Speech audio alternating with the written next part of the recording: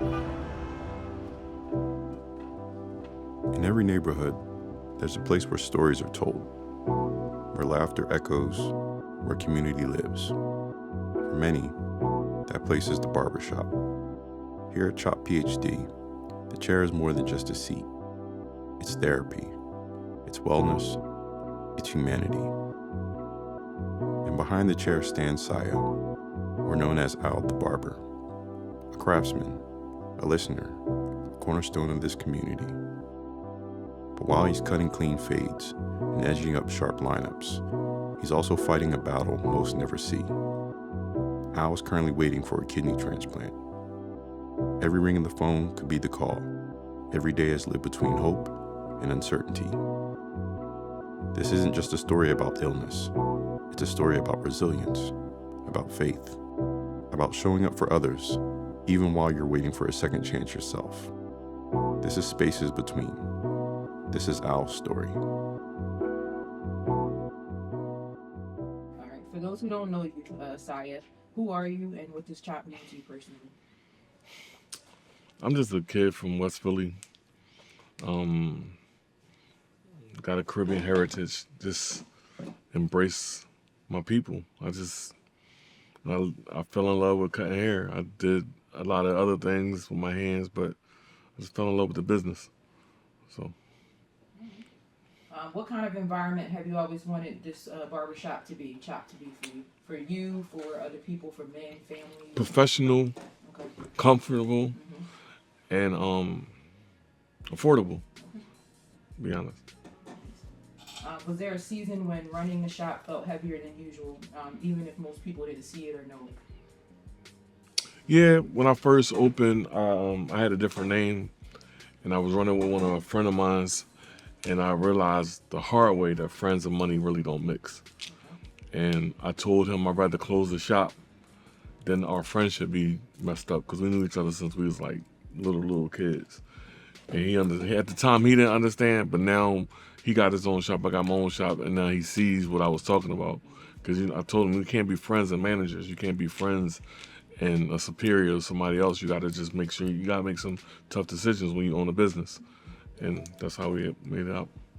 You are now refocusing or revamping the shop, and you're doing a relaunch. And the new focus is not just on haircuts and not just looking good, but also feeling good. So the wellness aspect. So I want to kind of segue into that for a little bit. When did you first realize something wasn't right with your health, and how did that make you feel? Well, the beginning of 2020, I caught COVID in the very beginning. It was like April 2nd, something like that. And I thought it was just a chest infection from me doing some welding work. But my doctor was like, no, you have full-blown COVID. She sent me to the hospital. I remember walking to the ER that Saturday. Don't remember nothing else after that until I woke up. Maybe it was like maybe the Wednesday or Thursday after Mother's Day. And that's when they told me everything that happened to me while I was in a coma. And my kidneys, I was actually on dialysis when I woke up.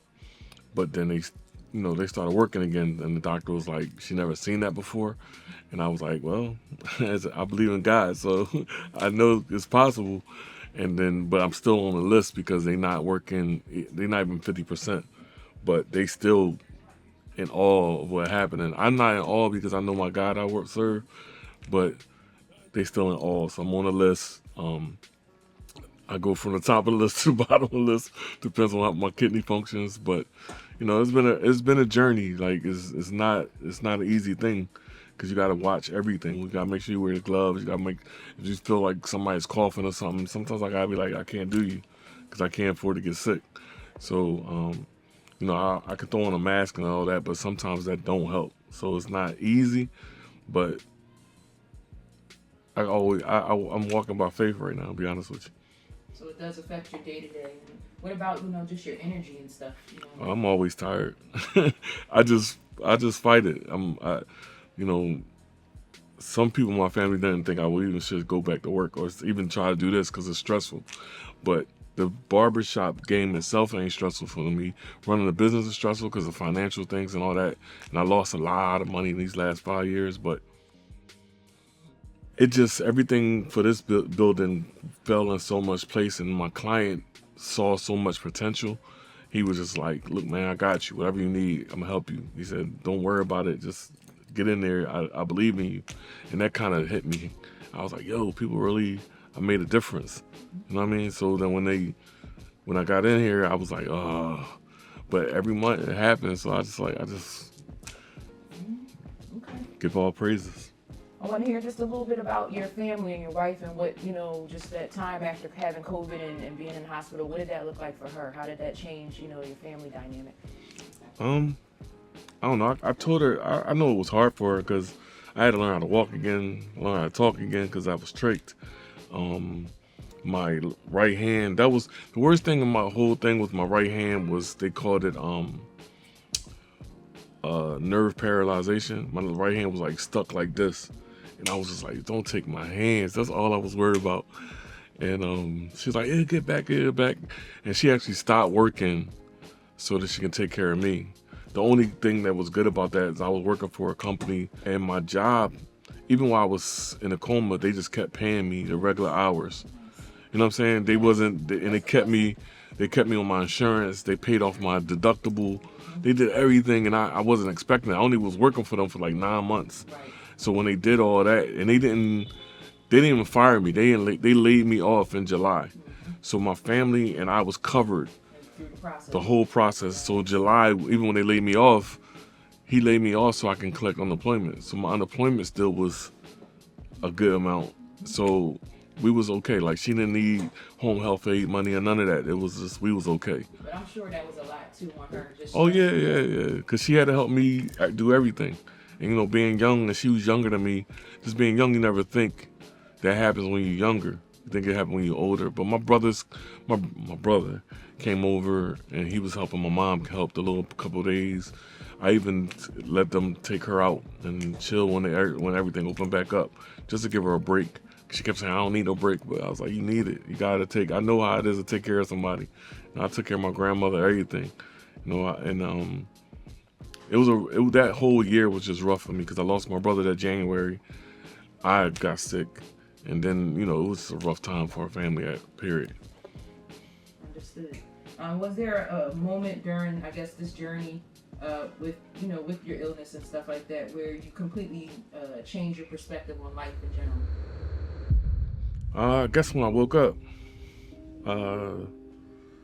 I didn't, they told everybody I was going, but in my mind, I wasn't going because I didn't, people ask me, did I go to heaven? Did I go see anything that God showed me?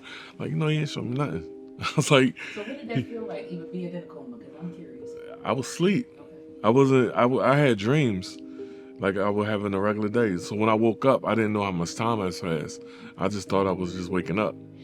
And I had a dream. The funny thing, God gave me a dream that kind of let me know why he allowed it to happen to me. So he's like, you got to change. So I tell everybody, God knocked me down. He knocked me out to wake me up. So when I woke up, I've been different. Like I told everybody now, I don't even chase money. I'm attracting money. I'm not like, oh my God, I need this, I need that. I'm like, you know what? It's going to come. It's going to come my way. Even my relationship with my wife is different now. So Tell us more about that. That's interesting. I'm just saying, I grew up in the hood. Most of the people in the hood don't want to admit it, but we don't learn how to, we don't know how to be married. We don't know how to have kids. We don't know how to take care of kids because no one showed us.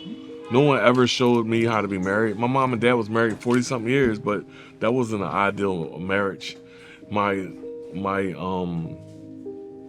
dad took care of us with money and stuff, but he wasn't there. So I didn't know nothing about it. I just, most of my homies in the hood, we all were like, oh, we're going to give our kids everything because we ain't have nothing. And that's not the always right thing to do. So when I married my wife, I always say, I don't make excuses for people, but I always look for the reason the source of why somebody's a certain way. So before I married her, I met some of her family and all that. And I was like, she was like, what's wrong? I was like, we doing this off the whim. Like, we both don't know how to be married. Like, no woman in your family married. Ain't no dude in my family married. We really on the whim with this. And she was like, I ain't think about that. I'm like, yeah, but I said, we gonna be all right, though. Because we got married, January? We got married like 8 months after we met. So, and it's been 15 years now. So, ain't been perfect, but these last 5 years been great. So, I thank God for that. I'm ready to do that. So you're now introducing, a wellness aspect to your shop. One of the things you're doing, I know you're doing it for the launch, but I know you're also trying to do it at least twice a month. You're going to have some nurses come in and do blood pressure checks in this space. So why is that so important to you? Because, especially the men, and everybody say black men, but no, all men don't like going to the doctor. So, but when they're in the barbershop, they comfortable. They talk to us. They share things with us that we can't share with the world. Even back in the day, barbers was the doctor, the dentist, everything. So when they come in here now, I thought about it. I'm like, before then, I didn't really want to go to the doctor. Before I got sick, but now I feel an itch. I'm going like I'm out. But if I'm talking to a young man or an older man, he say, you know what, I've been feeling a little funny, my legs hurt or something. Hey man, I got a nurse in the back. She can check your blood pressure. She can check something out.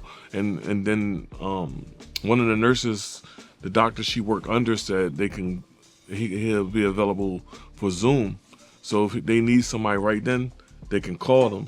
And they, because they feel comfortable because they're in the barbershop. One of my doctors used to say, I had white coat syndrome. And I was like, what's that? She's like, when you see a white coat, your blood pressure go up. When you see somebody dressed up like a doctor, she's like that. So she was my primary physician at the time. When she used to come to see me, she used to take her coat off. And she's like, you never pay attention, your blood pressure's lower. So when the nurses come, I don't say just regular clothes, but they still had their credentials and they can just let the guys know. So a lot of dudes have that. A lot of women have it too, but dudes more than women. So that's my whole plan. I love that. If a man walks in for a haircut and Lee's had caught something early that saves his life, what would that mean to you, health-wise? Everything. If we can save one person, that's our whole goal in life. Everybody try to save the world, but we're not trying to save the world. We got to say, even Jesus said, if I can grab one, I can get the rest of them. So say we save that dude, he gonna go and say, it's not even about the business, it's about him going to say, hey, this nurse was in there, they looked out for me, and that's gonna spread and let people know that we care. Because there's a lot of barbershops on this block, and there's a lot of barbershops around here that just don't care. I had a client in the chair, and my friend, other barber could tell you, he sat in the chair. He said that he was the barbershop was charging him like $100, but their attitude was like the client owed them something. We owe the clients everything. We won't have nothing without the clients. They even got a sign at their door to say, if you broke, don't come in. If you poor, don't even think about it. That's not barbering to me. Barber shop's supposed to be a welcome and a comfort place for anybody. I'm not saying let all the vagrants come in and tear your place up, but somebody come in that can't afford a haircut and they really need something, well, take care of them. Like you'll get blessings off of that. So that's why I said if somebody come in and they don't feel good and we can catch it, and the doctor tell them, look, let's get to the emergency room right now and we save a life, that's good for me. It's real good for me. Yeah, I just got two questions. Are you currently on dialysis? No. Okay. Was it the GRF number? Yeah. What's that number? It gets so low to where you have to go on dialysis. Anything under 15, you gotta go on dialysis. When I was in a coma, they told my wife my heart stopped. They told my brain stopped. And what they don't tell people though, the medicine they use to try to help your heart kills your kidneys. So a lot of people that go in with heart issues in the hospital come out and be on dialysis because the medicine they use kills your kidneys completely. So my kidneys wasn't working at all; they was at 0. So that's why the doctor was like,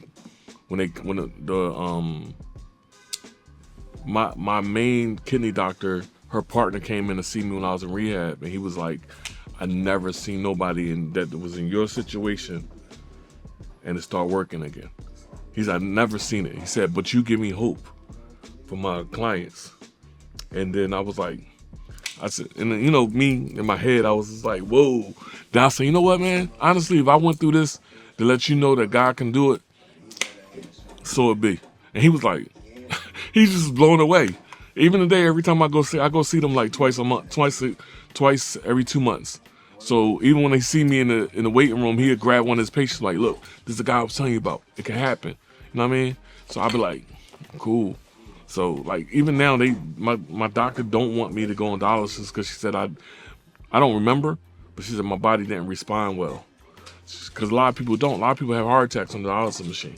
So she was like, if I can get a transplant, that'd be great. So I got like 4 or 5 people lined up that want to get tested.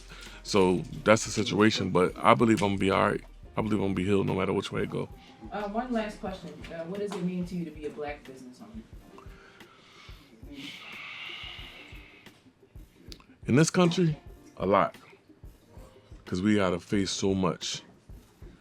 And I try to teach my kids, and I try to teach anybody under me the importance of our blackness. Because having West Indian heritage, having Caribbean heritage, we seen black people in charge. We seen people heavy. Like even my grandfather, during the Depression and all that other time, he owned a hotel in Maryland. You know what I'm saying? That kind of stuff inspired me to be like, you know what? I can't just work for anybody or can't do anything. Even when I was working 2 jobs, I was working just to make sure the business blew up. And now I'm like, I'm just gonna trust God. I'm gonna just work and just grind until it happens. So, and a lot of people don't even know there's only 2 black-owned barbershops in Center City, and my mentor is one. And I studied under him coming up. So me opening when I first came back, excuse me, I went to him and he was like, "You coming back?" I'm like, "No, I'm not gonna work here. I'm going on my own." He's like, "Good." You know, and that's what we needed for more people. And me, I want to be that person for other people. Like if you working for my shop for 2-3 years and you say, "Hey, I'm gonna go get my own shop," I'm like, "All right, let's go. We're gonna find you a place. I'm gonna get them a whole blueprint on how to open the shop, the LLCs, the businesses, but they're gonna work under the name, but it'll be theirs." So we do that. If we did that more, instead of trying to always focus on me, what I can get, I think we'd be better off as a people. But we let outsiders get in our head, like, you gotta do for yourself, you gotta do this for yourself. That's why even here I'm trying to teach them, like, instead of giving your number out all the time, get a shop number out. It's going to come to you.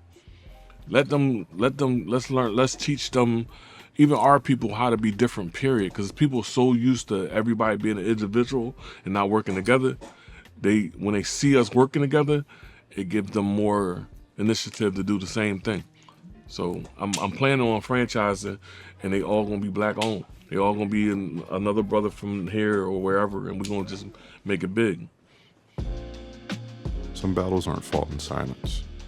They're fought in plain sight, behind a chair, with clippers in hand, a smile that doesn't always show the weight being carried.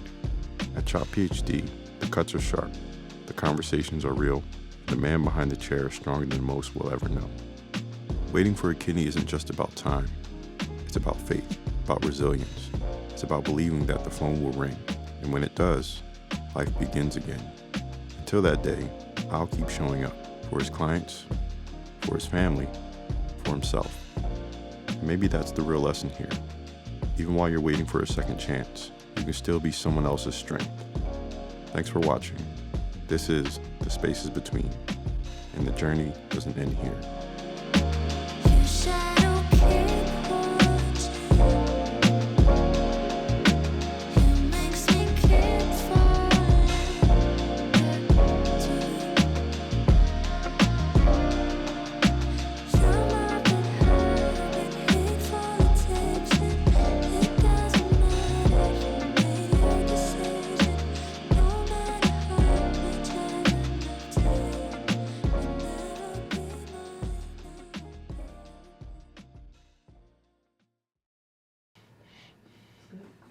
Good.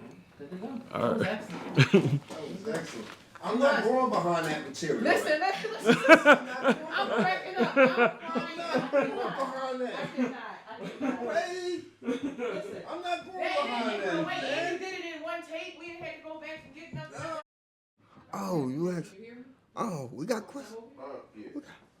Oh, we got questions. No, I just ask you to introduce yourself.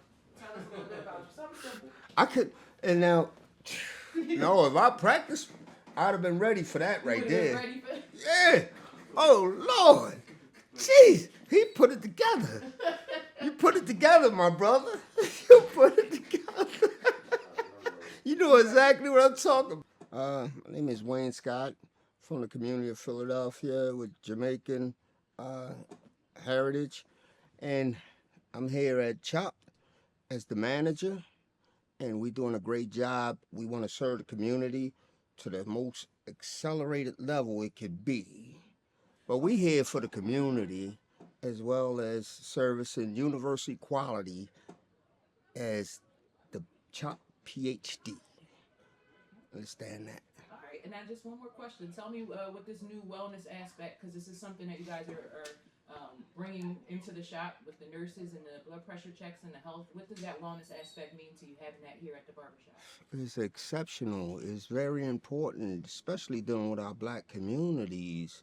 You know, we was discriminated upon for over 400 years.